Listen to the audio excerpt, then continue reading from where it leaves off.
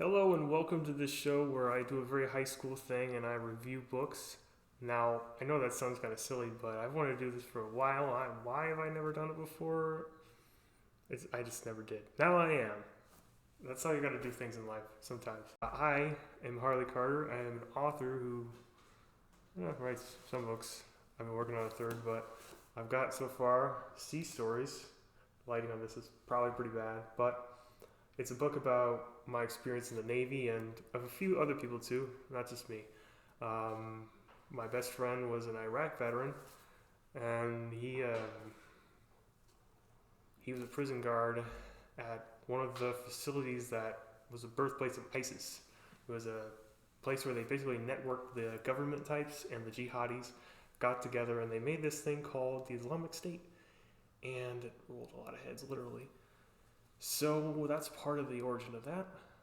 Otherwise, it's cruising around the world in a ship. If you are thinking about joining the Navy, it'd be a very good book to read, I think. Or if you're just interested in the history of it, I can't imagine there are a whole lot of books about normal, ordinary sailors. The SEALs get all the thunder.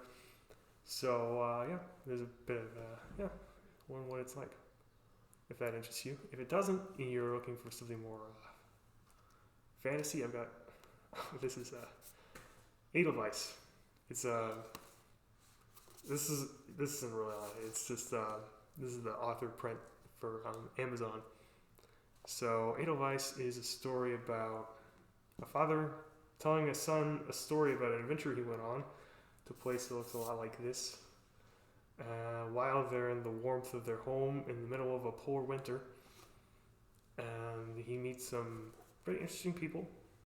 I've talked to you all about books I'm not reviewing today. This is what we will be reviewing. This is the Chronicles of the Black Company by Glenn Cook. What gives you the right to write about the Black Company, which is a mercenary unit in medieval times? Well, it's a fantasy world that's basically in a technologically medieval era.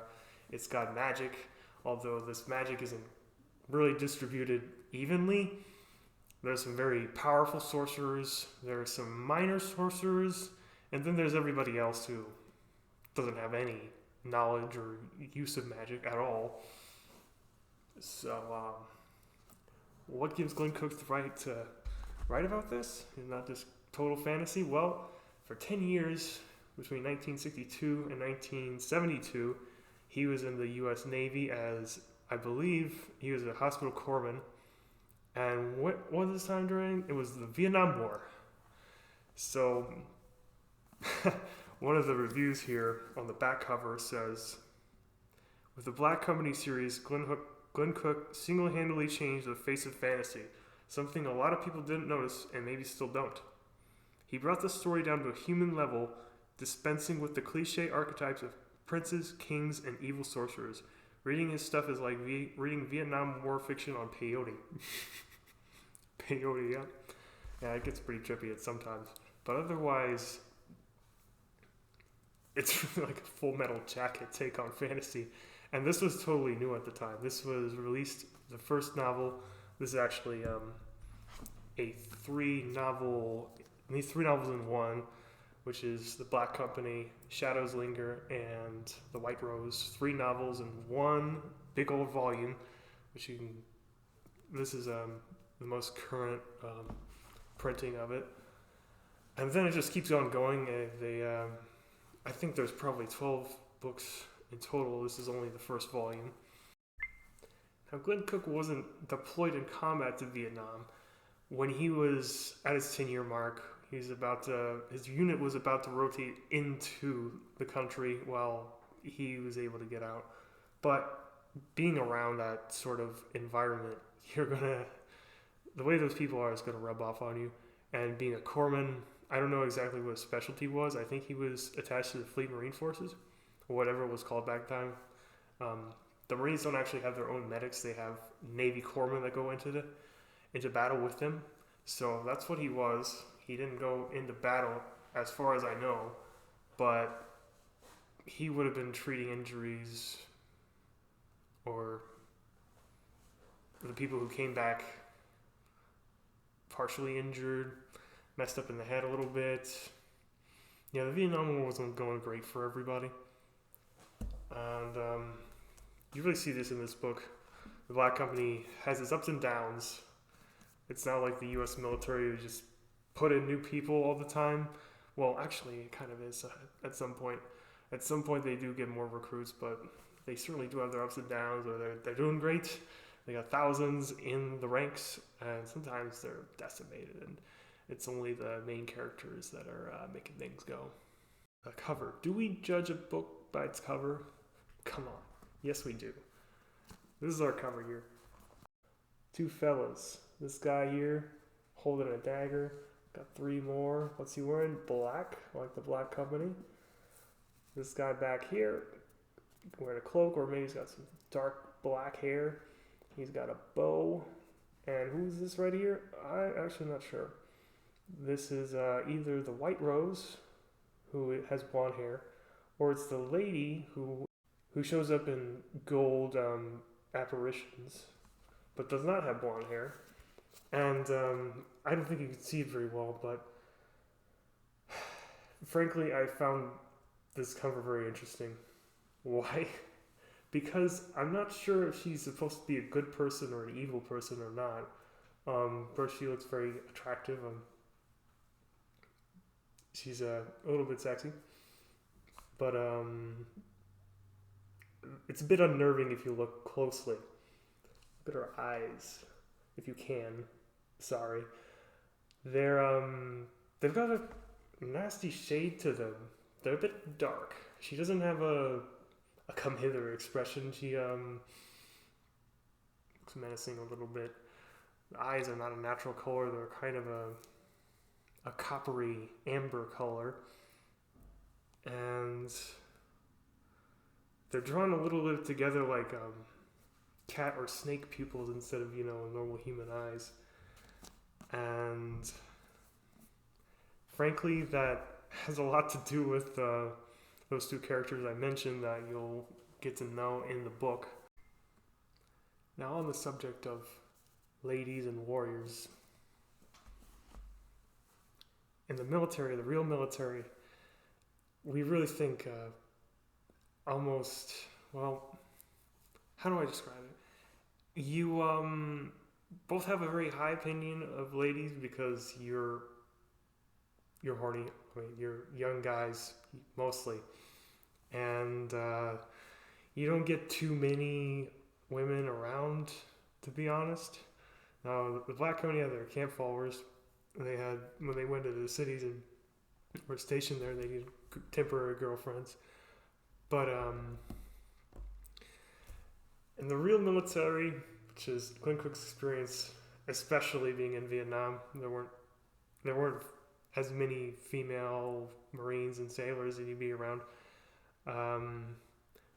We either have a very high opinion of the ladies in fantasies, and it's that we want them, physically, and we'd also have a very low opinion of them. They don't quite give us what we want. They might be out with Jody, who Jody is. He's the magical man who sleeps with everybody's girlfriend, and that's almost what we have embodied here. It's said that the lady is the motive force of the domination, and it's said that the White Rose was basically the heart of the rebellion. There wouldn't be much of a rebellion without her. They even make up a fake one when they don't know where the real one is. And again, what this book is about is taking a more boots on the ground approach to storytelling, like the Lord of the Rings. The focus is on Frodo and Sam getting to Mount Doom to spiritually save the world instead of the men of Gondor, the men of Rohan. They get their time to shine, mostly in the Two Towers, but the story isn't really about them. It doesn't focus on them. It might be the best parts of the movies, but it's not the best parts of the book. Now, here, I've seen it described that the Black Company isn't about Frodo, Sam, or Aragorn, or anyone like that. And it's not about King Arthur. It's about the orcs. The Black Company, they aren't even the good guys. They're just trying to make it in this world. They'll fight for the lady. They'll fight for the White Rose. They do have a conscience, and this is what makes them human to us. They have a sense of right and wrong, but they aren't always able to have the luxury of indulging it. They have to do bad things sometimes to survive, to make ends meet, to make it the next day, to get to their idea of the greater good. That's at the heart of this book. That's a wonderful thing. Now, the more popular dark fantasy, if I want to call it that, or gritty, realistic, amoral fantasy book that you all might know of is A Game of Thrones and the rest of the series, all that stuff. Clash of Kings, Storm of Steel, blah, blah, blah, all that stuff. I think that's an interesting thing to contrast here. George R. R. Martin, he was a product of the same time, but he did not fight the Vietnam War. He was in college at the time, so he was able to be exempted. Glenn Cook, he was serving before the war kicked off. He was in there in 1962. And I wouldn't say Glenn Cook probably has a high opinion of the military, like me and like the other people I knew. It was something we did, and some days we were proud of it, some days we hated it, to be honest. I'm not going to tell you which it balances, because it was a difference from day to day, from year to year. I felt way different about it when I was in than I do now. I probably feel better about it now. And he might have gone through the same thing. I've never met him. He'd be an interesting guy to meet. But the one that made him mainstream, Game of Thrones. Now, that's more like the Machiavelli's Prince. It's do whatever you can to stay alive. And oh man, poor Ned Stark. Poor Ned Stark. Yeah. Where am I going with that? Trailed off there. Alright, so I'm going to let my bias come out. I'm not any longer a fan of Game of Thrones. I was something I was really into when I was a teenager. I had a really bad first crush, so that whole summer I spent reading Game of Thrones. All 5 books that were out at the time.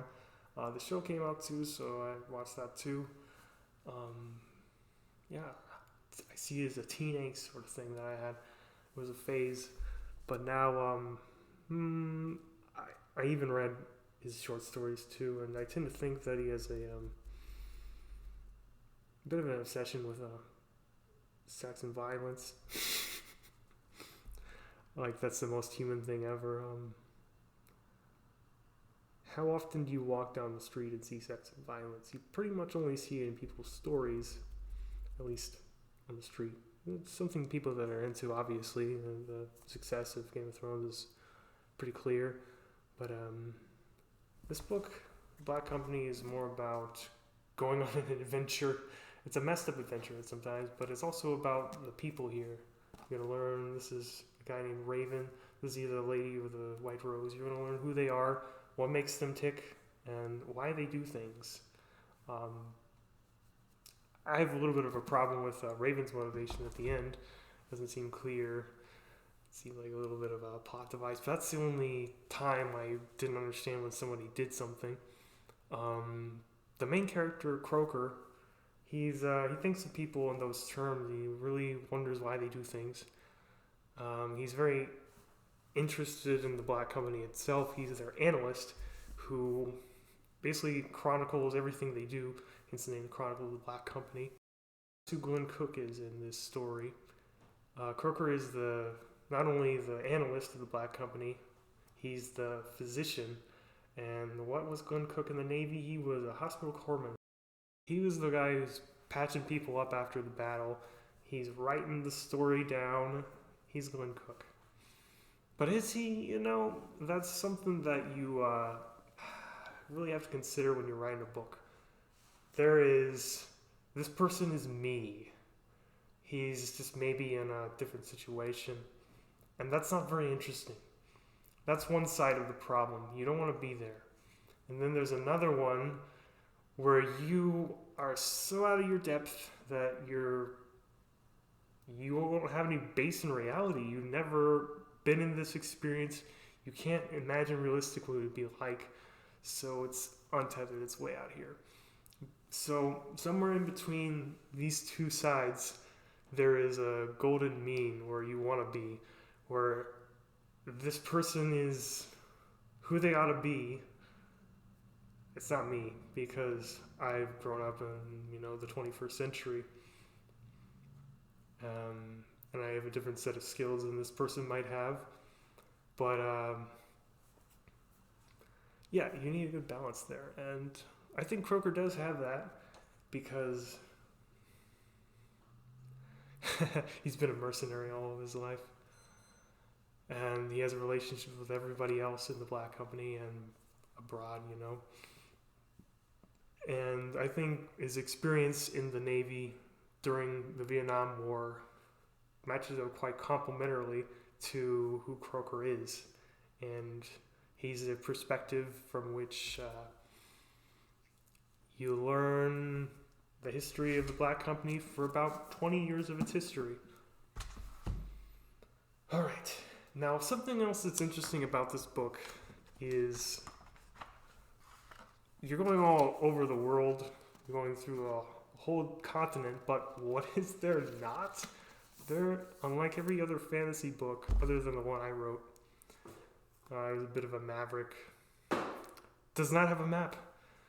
It tells you where everything is, and it gives you distances and so on, and people have made their own maps of the continent, the north, the south, which is what everything is called. There's a North Continent, there's a South Continent, there's a big sea in the middle, the Sea of Torments, and then there's another far south, the Shadowlands, and all the way to the south. But that is the world. There's cities all over this sea, like there ought to be, kind of like the Mediterranean. They're called the Jewel Cities. That's where you start out, and then you go on up to the north, where the lady rules her empire with her vassals, the Taken. Now, why is there no map? Because that limits you as a writer. The second you have a map, you think, well, they can go to Beryl, they can go to Opal, they can go to Ore, they can go to Juniper. Where else can they go? Well, there's a bit of empty land in the middle. There's this place I made over here, but you can't just make up another place because it's not on the map. And you'd have to get with your cartographer again to make another place for you. And that costs money, that costs time. So, no map. It limits you. So, yeah, I did look up some of the fan-made maps, and they're interesting. They're all different. They're all completely different because you only get relative directions. This place is this many miles away from this place, and this place is this many miles away from this place, and then they go all the way over to another place that's sometimes 1,000 miles away by foot. Imagine that. And yeah, good luck making a map about that. But people have done it. But Glenn Cook didn't. He didn't limit himself. So he was able to throw them over here, throw them over there, wherever he wanted to, wherever the story needed them to. And they went. And it worked. I mean, this guy was extremely prolific. When he wrote the first 3 novels, the Black Company worked for GM Motors in the factory. And this didn't require any brain power from him. So when he went home, he just, boom, wrote out 3 novels in, I think, 2 years. Meanwhile, he was coaching the Little League and he had a family. Imagine that. What a guy. I'm envious of that man. It's getting hot in here. No more sweater. No more sweater. All right. Getting real. All right. So, how did I even learn about this book? Well, this book was pretty popular among people in the service, the Iraq War, and a guy on my ship told me about it. Why did I never get it till now? Because I ended up in the bookstore and I saw the same cover, and whoa, what is this? The Black Company? Hull told me about that, and this cover. Interesting. Started reading a bit. I actually didn't like it at first. It reminded me of William S. Burroughs. Yeah, it reminded me of William S. Burroughs' sort of writing style. Seemed a little experimental, and then I figured out it was at the library, so I just got it from the library, and alright, I'll give this a shot. And next thing I know, Snowball is like, what is it? Quadratically started reading more and more and more of it. Yeah, there's a slope. Boom! That's what you need. Yeah, that's how you get through a book. In fact, that's how you get through 3 books. And there are more. They're all in the library too. So yeah, this book has been out since, well, they've been coming out since 1984. So there's quite a possibility that it's in your local library. If not, Barnes & Noble or Amazon can get it for you. I can put the links in the description, just like I've got the links for Edelweiss and Sea Stories, if those interest you at all. I was able to convince you on them. I know this is pretty rough. I thank you for getting through it, and they're going to get better. I just want to know how. Please give me some feedback, and we'll get things better.